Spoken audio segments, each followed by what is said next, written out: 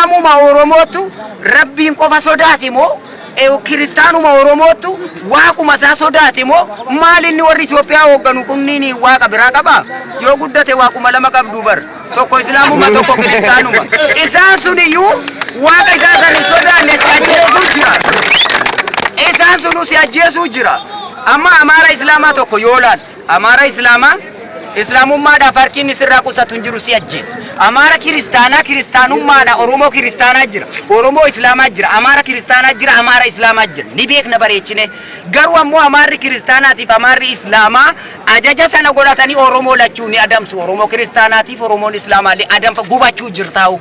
Waaqni ati gabbartu isaa wajjin isa kamime. Rabbiin ati addatti sodaattu sun kami inni Rabbiin isaa kaajajarraa fudhatee dhufee Gaaza sitti naqeessi gubu sunoo kami amma walumaa galatti sheekoleen Oromootiif qeessiin Oromoo gabrummaa ba'aa guddaa nutti fiduu jira sodaa guddaa keessa waan seentaniif peepsii tokkoof sobamaa akkuma abbaa gadaa hoolata arguu jirtan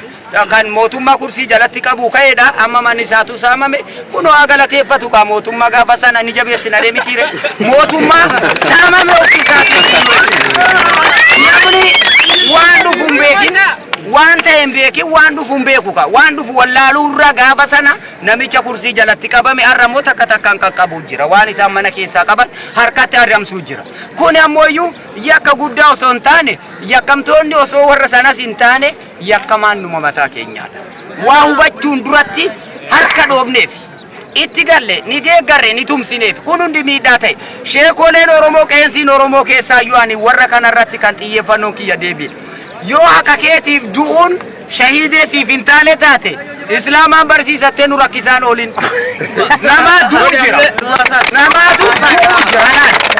gabaabdumatti ani sheekaan ani olomaan ani quraanaan beekan quraana keessatti haqa kee irratti shahideedha jedhee bakka sayyoo ati himuu didde nuti warri abdii kute siif himna bakka kana hin himtu taanaan amantiin ati nutti himaa ooltus hin jiru ni baranna haqa keenyarra amma haqa isaarratti Oromoon lafa isaarratti ajjeefamee ibiddaan gubatee argisiisan mormarraa muranii mukatti suuqanii keessa deemanii itti mul'isuu jira magaalaa keessaan naanna'anii horii irraa saamuu jiru yoo haquma kee kana argaa Rabbii sodaadhu jedhee kitaabni bakka sani nu haa qaramu takka ammoo nutti immoo haa dhiifamuyyuu qeessiin harkaa lubbuu namaan balleessin cubbuudhaa jedha lubbuun ta'e tabaddu sunoo maalisiin kan nama si balleessu cubbuu ergan ta'ini ati yoo nama ajjeeste yoo nama si ajjeesu ajjeefte erga cubbuu ta'e ati maa duutaree kan cubbuu irraa bilisa maa si ajjeesu ani gabaabdumatti ani beeku rakkoon Itoophiyaa keessa jiru Oromoon guutumatti feetu Protestaantii ta'e feetu Islaaminaanweerii ta'e feetu waaqeffataa ta'e feetu Ortodoksii ta'e feetu Pentee ta'e feetu Kaatoolikii feetu Islaamikii ta'e duu jirtaat Oromoon kun hunduma jiru takkumaati atiitu amantii 17 qaba malee sirni si ajjeesu tokko qofaadha Oromoo mataatee jiraachuun kee yakka hin danda'amu kana jala muriitii ufittimi kanaafu rakkina kanaabaa kana keessatti ilmaan Oromoo rakkatanii miidhamanii salphachuun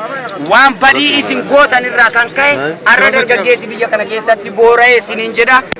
ayyoon Oromoo addunyaa irratti qubanu qabaadha akkasii rakkoon keenya kanaadha hubadhaa isin jira